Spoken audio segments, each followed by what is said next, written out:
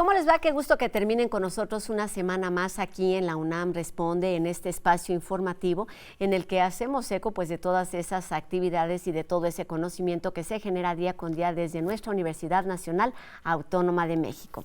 Y bueno, la Filmoteca de la UNAM es la sede principal del Congreso Nacional Archivos Fílmicos 2023 y esta tarde conoceremos los detalles de este encuentro que busca reivindicar además el papel de las mujeres en este ámbito. Comenzamos.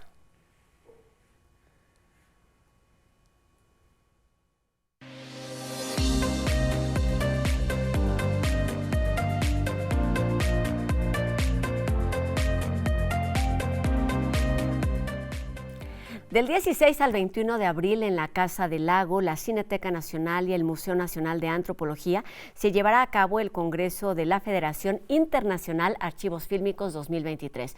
Se trata de un espacio de diálogo y también de impulso en torno al patrimonio cinematográfico y audiovisual, con proyección de películas y material audiovisual, además de conferencias y la realización del simposio Mujeres, Cine y Archivo Fílmico. Se forma el programa de este encuentro. Y bueno, para darnos los detalles, saludamos esta tarde aquí en la UNAM Responde a Hugo Villa Smyth, quien es el director general de la Filmoteca Universitaria y además el anfitrión un poco también de este encuentro. ¿Cómo estás, Hugo? Bienvenido. Muy bien, muchas gracias, muy contento de estar aquí en TV UNAM. Gracias, Hugo, como siempre, para platicar de estas actividades que enriquecen y dan valor además al trabajo que ha hecho la Filmoteca por más de 60 años. Cuéntanos, para quienes no estamos familiarizados con todos estos temas, ¿qué es la Federación Internacional de Archivos Fílmicos? Es un órgano colegiado que reúne a los archivos de imagen en movimiento especializados en el cine, muy claramente, de carácter público. Una de las condiciones fundamentales es que el acceso a las colecciones sea pública, ¿no? Hay algunas otras organizaciones similares, pero que reúnen más bien archivos privados, como por ejemplo las grandes majors que son dueñas de pues, buena parte de la historia del cine de Estados Unidos, tienen sus propios archivos y ellos, como el material es de acceso exclusivo para cuando venden los derechos, esos no pueden participar. Aquí son materiales de archivo público. Esto es, son más o menos como las grandes bibliotecas públicas de la historia del cine. Y se vuelven en muy buena medida pues un patrimonio, por supuesto, histórico del material audiovisual que se ha ido recopilando a lo largo de más de 100 años de historia. Así es un pedazo de memoria muy importante. Creo que la conversación sobre lo que sucede con los archivos de cine y de imagen en movimiento se va a tornar cada vez más importante. Las grandes plataformas un poco lo que están haciendo es poner una cantidad de películas, como sea que les llamen, contenidos, series, lo que sea, películas disponibles, y de pronto no sabemos qué va a pasar con eso en términos como de construcción de memoria. Esto es, dentro de 25 años, ¿quién va a tener como la visión de largo plazo sobre materiales como, por ponerte un ejemplo rápido, sobre Stranger Things, ¿no? Es como muy extraño porque pues desaparecerán, si no les interesa ya seguirlo poniendo, no existirán. Y sí hay una reflexión que esa generación, por ejemplo, de jóvenes que ahora la vieron, se identificaron, no participan de eso, tendrán que tomar. Entonces creo que sí es una discusión permanente e incluso filosófica. Y que se va renovando constantemente, vamos, esta FIAF está ahí, está establecida, pero además busca estas alternativas para irse, pues, no sé si reinventando, pero también atendiendo esas problemáticas que van surgiendo, y año con año lleva a cabo un congreso del que la UNAM y a través de la Filmoteca es sede 2023. Cuéntanos. Así es, estamos muy contentos. Habíamos sido sede ya en 1982, por primera vez la universidad, en el Centro Vacacional Huastepec, y después lo volvimos a hacer en el 2020, que se nos arruinó un poco porque fue justo el año que nos mandaron a nuestras casas, pero con algo de suerte se abrió ahí un espacio disponible para organizar el del 2023 y le brincamos a la oportunidad con muchísimo gusto. Nos asociamos además con Casa del Lago, que va a ser el sitio en el que va a suceder, por supuesto con el IMCINE en su carácter de autoridad más relevante en términos de política pública cinematográfica del país, que nos van a hacer favor de invitarnos el cóctel de bienvenida qué sucede en el Museo Nacional de Antropología y cruzando Paseo de la Reforma. Entonces todo va a quedar muy espectacular y por supuesto cerraremos el programa con un pequeño cóctel ahí que nos invita a Cineteca Nacional, porque una de las cosas que es muy, pues muy emocionante para todos quienes asistimos a estos congresos es visitar los archivos de las filmotecas que nos invitan, ¿no? Entonces, eso es siempre la visita de los viernes, y entonces ese viernes estaremos haciendo la visita aquí, a nuestro campus central, por supuesto, a los murales, y luego a Cineteca Nacional. Se trata, en pocas palabras, de una oportunidad de acercarte a mirar, revisar, conocer estos fragmentos de historia que están ahí resguardados en distintas partes del mundo. ¿Cómo está conformado este congreso? ¿Quiénes participan? Tiene dos componentes, uno mucho más de carácter académico, en el que se teoriza y se problematizan casos específicos. Nosotros escogimos, le pedimos al Comité Ejecutivo que el de este año tratara sobre las mujeres y los archivos fílmicos. La respuesta fue enorme. Normalmente se reciben más o menos 60, 65 ponencias, de las cuales 30 o 35 son las que terminan formando parte del simposio. En este caso recibimos más de 100. Fue una decisión muy complicada. Hay un comité científico que es el que decide cuáles van y en qué orden van, y entonces ese comité científico tuvo una decisión integrado por completo por mujeres, no había hombres en ese comité, y tuvieron ahí un paso, pues eso, para los 3 primeros días, que justo es cuando sucede el simposio. Hay mesas interesantísimas que hablan, por supuesto, de la mirada femenina, por entrar como al tema tópico, sobre los archivos fílmicos, sobre cómo esta mirada femenina va a determinar de algún modo el futuro, porque se va a tener, por supuesto, que incluir mucho más el cine y la participación de las mujeres en el cine, pero también se va a tener que incluir mucho más la participación de las mujeres en la gestión de los archivos, ¿no? Y cómo también hay algunas ponencias por ahí. Leía de una colega nigeriana una ponencia muy interesante que habla sobre el cine como un elemento de formación académica de las niñas en Nigeria, ¿no? Esa parte es como un componente, te digo, académico muy interesante. Y después viene ya la parte más organizacional, que es los últimos 2 días, nos reunimos en el Congreso y se vota eso, se votan autoridades permanentes de la Federación, el Comité Ejecutivo y quienes encabezan las comisiones específicas y quien preside el Comité Ejecutivo de la Federación, y temas presupuestales y así. Por ahí va a haber una pequeña sorpresita para terminar. Háblanos un poquito de eso. Se trata pues de un programa extenso que va desde, en verdad, lo más amplio, que se trata o que toca los archivos internacionales, de la participación y la oportunidad de que otros archivos que no son tan grandes o no son tan reconocidos como la Filmoteca o el de la Cineteca en México pues tengan también esta oportunidad y esta visibilidad, pero además pues hay una colaboración, no sé si se llame colaboración o hay participación de TV UNAM en este gran encuentro dedicado a las imágenes y a los archivos. Así es, el esfuerzo siempre retribuye mucho al país sede, porque quienes lo visitan se vuelven también como interlocutores de otra manera, los tienes muy cerca. Estas reuniones yo de muchos años atrás las recuerdo justo como muy productivas, porque no buscas a alguien a través de un correo electrónico o de una llamada, sino que te encuentras con alguien cara a cara, platicas específicamente de qué es lo que tienen, y ahí se detonan muchos proyectos. Una de las cosas una de las pilares alrededor de los cuales construimos este congreso es justo invitamos a los archivos, a algunos archivos que no tienen todavía el estatus de ser miembros de la FIAF, los invitamos a que estén presentes en el simposio. Eso les permitirá, por supuesto, interesarse y eventualmente lograr como la inercia institucional para que se conviertan en archivos FIAF, pero también intercambiar información respecto a programar películas, traer colecciones específicas. Es muy distinto si yo te mando un catálogo y te digo, la Cinemateca Nacional de Hungría tiene estas 80 películas a tu disposición, que si te sientas con tu contraparte y hablas y le explicas cuál es el perfil de tu espectador y así. También invitamos a los festivales que se interesaran en participar, los festivales mexicanos que se interesaran en participar, un poco pensando que es efectivamente una gran oportunidad para que busquen programación de cine de catálogo y de cine histórico, tanto para traerla como para llevarla, ¿no?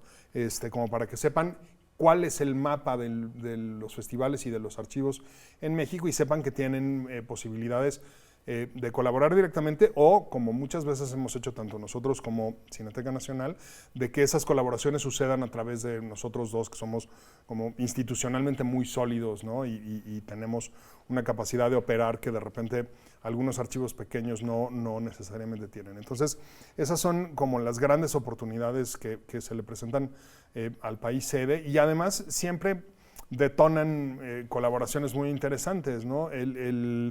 Reunirnos, por ejemplo, con Mariano Varo y el equipo de IMCINE hace ya casi 6 meses o un poquito más, para platicar de la cita que teníamos en FIAF y cómo podían participar con nosotros. Por supuesto que el cóctel es muy importante, ¿no? Y se los agradecemos mucho, pero también salió la oportunidad de mostrar un programa específico de películas que está restaurando el IMCINE, dirigidas por mujeres del legendario Centro de Producción de Cortometraje, que cuando se funda el IMCINE es una de las entidades a las que absorbe. Entonces es una gran oportunidad para sacar las joyas a que luzcan, pero también de conocerlas y de saber que están ahí disponibles. Y además proyectos de colaboración que se prolongan y no solamente se limitan a esta semana de actividad que tendrá lugar los próximos días de abril. Volviendo a este simposio, Hugo, que tiene que ver con mujeres, cine y archivos fílmicos, me gustaría preguntarte, además de lo que ya nos habías platicado, acerca de la importancia de tocar estos temas con un enfoque académico. Sabemos perfectamente del espíritu que tiene pues la Filmoteca Universitaria en cuanto a la restauración, a la conservación, a la difusión de estos materiales, y cómo estos temas, o con estos temas, se ven también un poco, no sé si sea la palabra, obligados a replantear la manera en la que se ha hecho el trabajo durante varios años, por ejemplo, en particular al tema que están abordando, que es las mujeres, no solamente en cuanto a la representación, sino al trabajo que hacen detrás de cámaras. Así es. Pues justo a nosotros, el tema que pusimos sobre la mesa hace 3 años fueron los desastres naturales y humanos. Ese fue el tema del simposio, que por cierto está disponible, lo pueden buscar ahí en la página de filmoteca.unam.mx y ahí están todas las ponencias. Y este año justo pensamos en eso, en cómo regresar. Para nosotros en realidad sigue siendo el regreso. La UNAM todavía recomienda, por ejemplo, que se usen cubrebocas en lugares cerrados y tal. Entonces, cómo regresar a eso con un tema que nos ponga no en el estado de cosas, sino que permita que la discusión vaya mucho más adelante del estado de cosas, ¿no? Y justo pues desde la UNAM lo hemos visto todos los días, desde hace ya un tiempo, la conversación alrededor de la representatividad, para no usar representación, de las mujeres y de su trabajo y de cómo se les integra a las diferentes cadenas industriales, pues es importantísima, y por eso nos pareció que era una magnífica oportunidad para que desde la universidad se convocara con ese tema de conversación a las colegas para que participaran. Oye, por supuesto, si estamos hablando de un encuentro que tiene que ver con los archivos fílmicos, las proyecciones están presentes y tienen lugar en distintas sedes, y no solamente para los participantes formales, que están ahí analizando. Cuéntanos de esto, que está abierto al público en general. Así es, vamos a tener algunas de nuestras joyas restauradas disponibles tanto en el Centro Cultural Universitario como en el Cinematógrafo del Chopo. La semana del Congreso, que es del 18, empiezan las funciones, al 23 de abril. Nos va a dar muchísimo gusto que vayan a ver, entre otras, busquen de nuevo la programación específica en filmoteca.unam.mx, pero que vayan a ver películas como Tiburoneros, como El Tren Fantasma, por supuesto una de las joyas más relevantes que tiene que guarda la UNAM, que es Los Olvidados en la versión restaurada, que nos autorizó su titular Televisa para que la pudiéramos pasar, y estarán ahí disponibles esa semana y un poquito más. Y en paralelo, Cineteca Nacional también va a poner algunas de sus joyas restauradas en su programación, entonces también pueden buscar por ahí para que vean programas dobles y triples. Y está por ahí Registro Vivo de Nuestra Memoria, Retorno a Aztlán, en donde pues TV UNAM tiene participación. Así es, Registro Vivo de Nuestra Memoria es una coproducción en la que participó TV UNAM. Esa se va a proyectar el miércoles para los colegas de la propia FIAF. el jueves, perdón, para los colegas de la FIAD, y nos alegra muchísimo porque además justo es una película de una mujer de formación universitaria, incluso como archivista, que creo que es muy, muy interesante y muy valioso.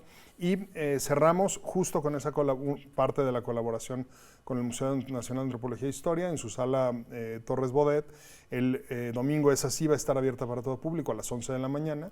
Va a estar la copia restaurada de Retorno a Aztlán, una película épica, estupenda de Juan Mora Catlet, egresado, maestro emérito de la Escuela Nacional de Artes Cinematográficas, que además es una aventura de colorismo y por supuesto de poética cinematográfica bellísima, y nos alegra mucho que Juan haya accedido a prestarnos esa copia restaurada y que cerremos la Semana del Archivo Cinematográfico de la UNAM precisamente con eso. Oye, el ser sede de este encuentro es, por supuesto, un reconocimiento al trabajo de la Filmoteca. Se trata también de un logro por ser pues los responsables, los anfitriones de recibir a un montón de archivos y a un montón de profesionistas, también muchísimas versiones que invitan no solamente a reflexionar, vamos, lo que ha pasado, sino replantear nuevas formas de entender y de manejar estos archivos fílmicos. ¿Cuáles son las expectativas y un poco las conclusiones de lo que esperan de este encuentro, Hugo?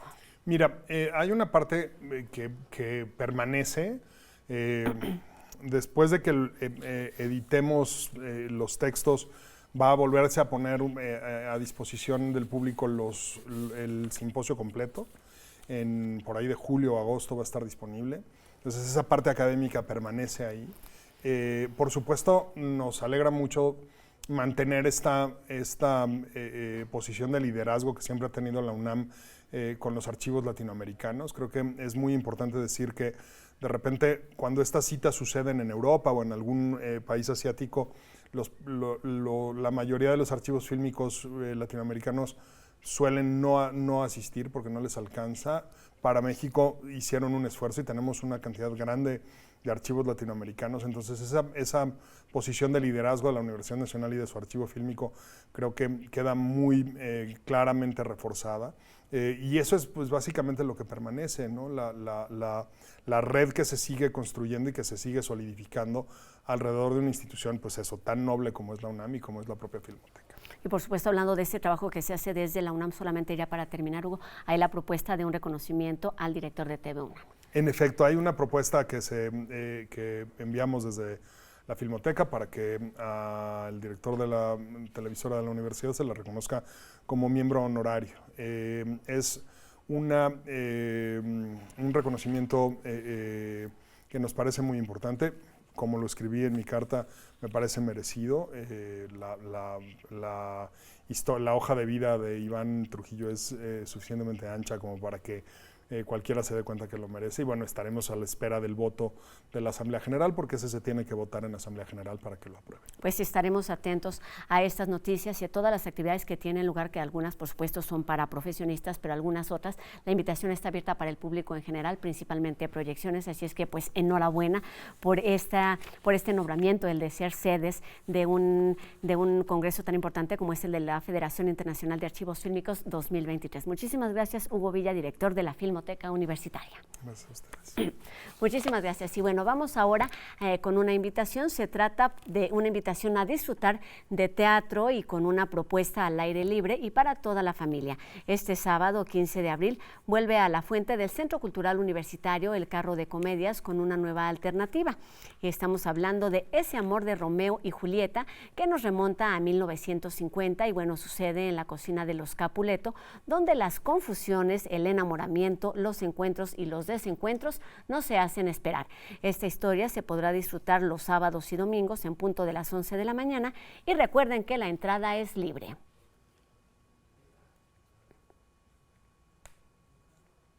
Desde hace más de 3 décadas, Circo Volador se ha convertido en un espacio para hacer que los jóvenes desarrollen sus habilidades expresivas y artísticas. En la siguiente nota de En Trending conoceremos más sobre esta iniciativa universitaria.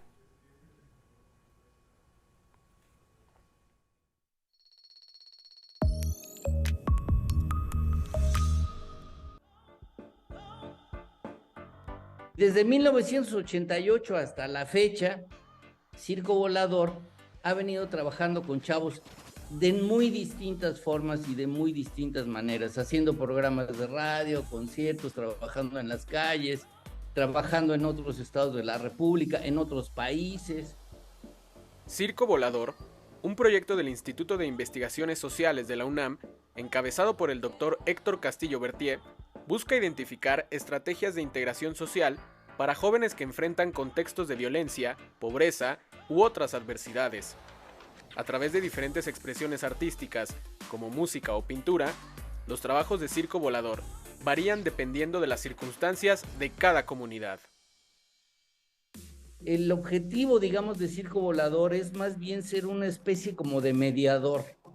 No es una solución, es una especie de mediación para que los jóvenes que estén en cualquier lugar, en su región, con las cosas que saben hacer, con las cosas que funcionan, y aprendamos de los errores que se han cometido para que esta cultura tenga un impacto directo con ellos en sus comunidades. Empezamos a rescatar, digamos, a los chavititos de 8, de 10, de 12 años y algunos un poquito más grandes con proyectos comunitarios de desarrollo. Empezamos con graffiti, pintura y música y estas cosas. Bueno, esos chavos con los que trabajamos en 2011, 2012, hoy, 10 años, 12 años después, siguen trabajando, siguen funcionando y crearon sus propios colectivos y seguimos trabajando con ellos. Realmente ese es el papel de la cultura, o sea, no es venir a dar una conferencia, es integrar eso que ya está funcionando en cosas que sean útiles, en cosas que sean prácticas, y el papel del investigador o de la UNAM pues es simplemente un mediador.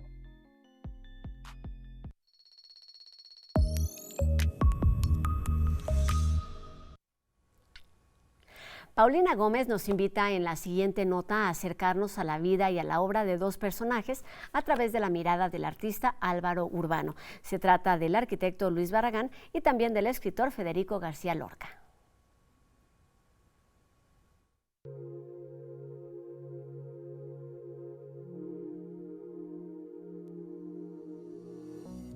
A través de la metáfora y la poética, el artista y arquitecto Álvaro Urbano, nacido en Madrid, España, imagina y fusiona a dos grandes de las artes, Federico García Lorca, poeta y escritor, y a Luis Barragán, arquitecto mexicano, en la exposición Granada, Granada, dividida en dos partes, una expuesta en Guadalajara y la segunda en la Ciudad de México. El punto de partida de la exposición es precisamente la Casa Franco, que es donde se encuentra nuestra galería en Guadalajara, que es una de las primeras casas que construye el arquitecto Luis Barragán en Guadalajara.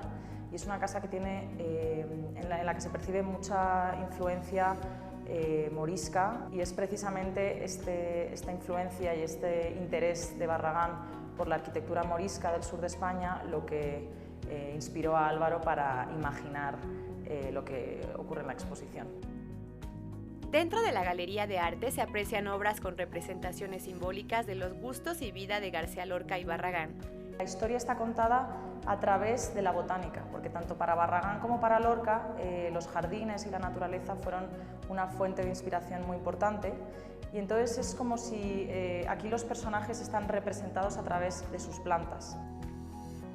Una de las piezas más importantes de la exposición es llamada Yo sueño que no sueño, representada en el atardecer y en el amanecer, una reproducción de la habitación de García Lorca donde escribió sus obras más conocidas. En la exposición de Guadalajara hay varios indicios, ¿no?, de este amor imposible. Hay una pieza que se llama Palomos cojos, que es una expresión que se utilizaba antes para referirse a los hombres homosexuales, y que ya no se usa tanto, pero en este caso Álvaro se apropia de esta expresión, de esta broma cruel, con mucha poesía y con mucha ironía también. Puedes visitar esta exposición hasta el 22 de abril en la Galería Travesía 4, ubicada en la Roma, en la Ciudad de México, y en la Casa Franco, en Guadalajara. La entrada es gratuita. No te la pierdas.